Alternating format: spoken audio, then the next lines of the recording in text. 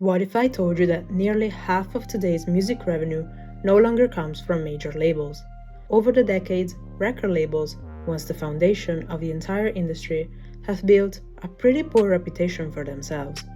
From Prince comparing record contracts to slavery, to Michael Jackson accusing Sony of silencing him, countless artists have publicly condemned the exploitative practices of record companies. I mean, even in recent years, major stars haven't been immune. Taylor Swift famously clashed with her former label over the ownership of her master recordings, reigniting public debate about artist rights and creative control. And if these accusations are anything to go by, it's no surprise that record labels today are just a ghost of what they once were. Obviously, the goal of any record label is simple: help the artist blow up so that the label can make as much money as possible. But when artists can produce, record, and distribute their music entirely on their own, it raises a bigger question. Are labels even necessary anymore? It seems like, over the past 20 years or so, serious allegations have come out against pretty much every major label, from Atlantic Records to Warner Brothers to Sony. There's been a lot of crazy stuff, but honestly, the fall of record labels isn't entirely their fault. The truth is, they were built for a world that doesn't exist anymore. For decades, labels thrived on control. Control of distribution, control of marketing, and most importantly, control of the artists themselves. And because they were the only ones who could fund everything that came with making, promoting, and distributing a record, they felt entitled to control almost every part of an artist's career. After all, it was either this or nothing. This system worked for a good 50 years, until the computer showed up. You see, once computers hit the market and music software started moving onto this new platform, artists realized something huge. Producing music wasn't actually that expensive anymore. They didn't need million-dollar studios or a full team of engineers just to make a song. And even better, they didn't need to press their music onto anything physical. They could sell it themselves straight through the internet. They also started to realize something even worse, that they'd been scammed all along.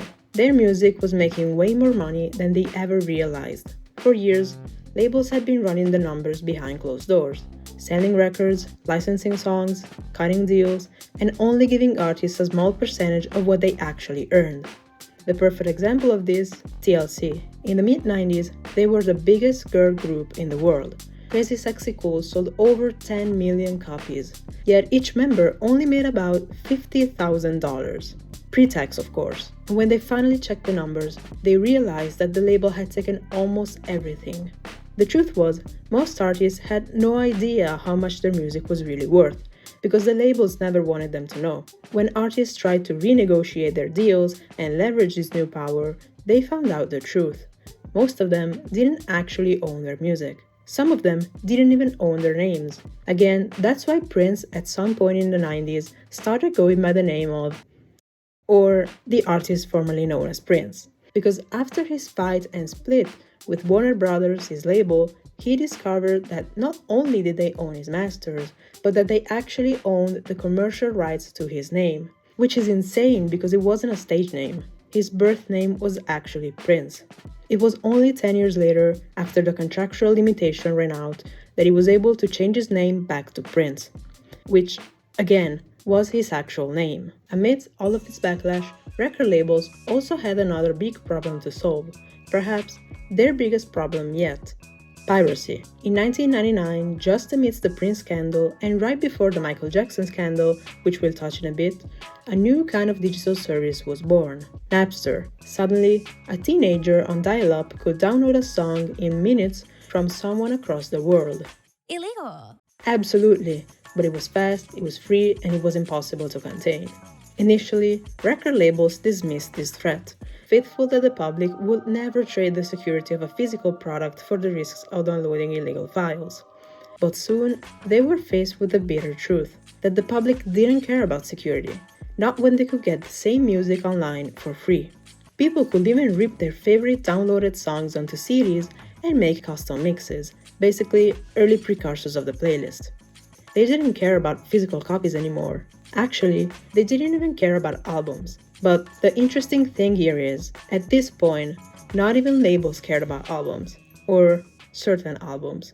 Enter Invincible. Michael Jackson's final studio album under Sony, released in 2001, was the most expensive album ever made at the time, with a reported budget of $30 million.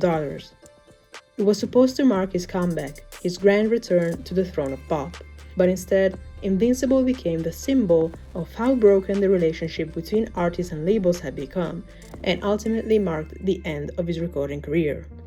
Michael accused Sony of sabotaging his project, refusing to properly promote it because it started fighting for ownership of his masters. He even went public, calling out Sony's then chairman, Tommy Mottola, accusing him of racism and corruption, claiming that the company was trying to silence him. He is he's a racist, and he's very, very, very devilish. Honestly, the whole story between Michael and Sony could be its own video, as it's way more complicated than this. But you get the general idea. The album underperformed, not because it was bad. In fact, today it's being completely reevaluated. But because the people who were supposed to promote it, allegedly, didn't. It was one of the clearest examples of a label turning against its own artists. And if you think about it, not even the biggest pop star of all time could escape being exploited by his own label.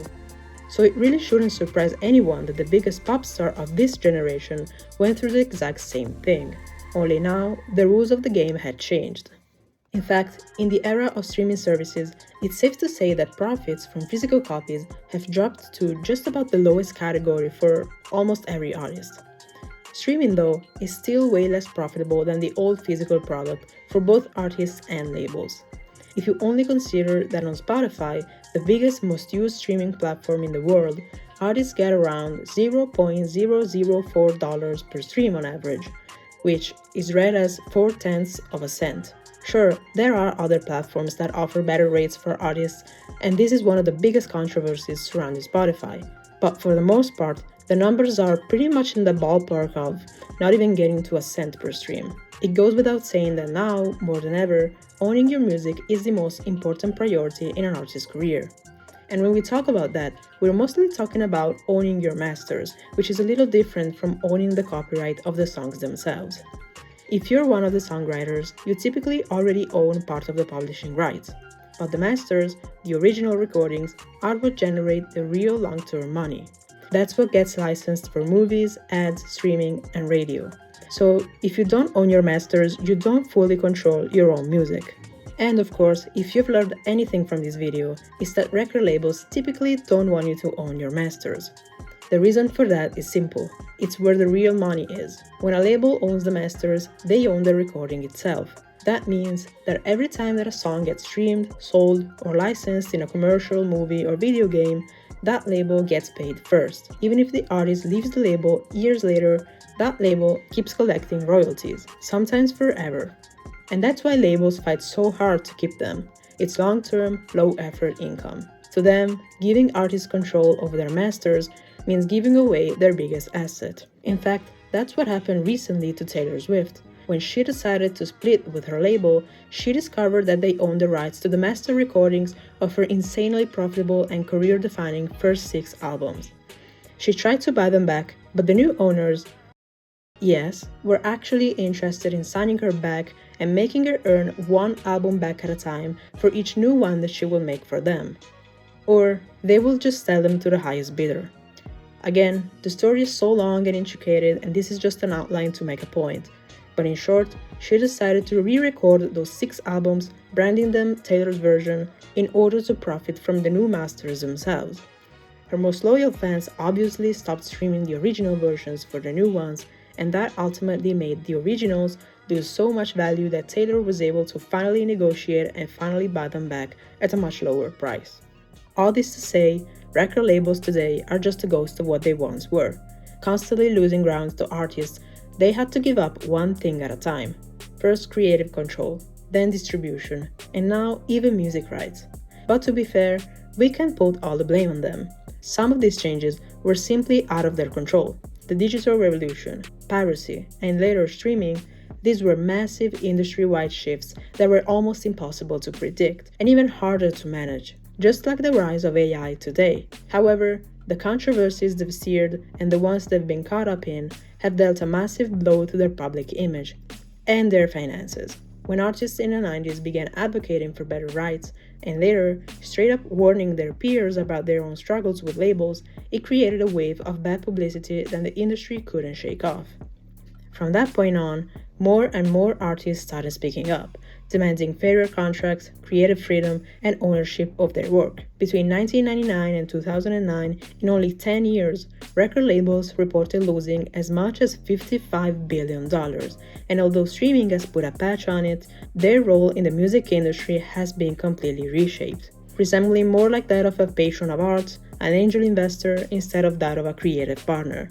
That's no wonder many artists are choosing to go the independent route, if not without its own difficulties. But today's artists have choices. They can build independently, collaborate on their own terms, or partner with newer, more transparent players. And for many of them, the question isn't how do I get signed anymore, but it's why would I?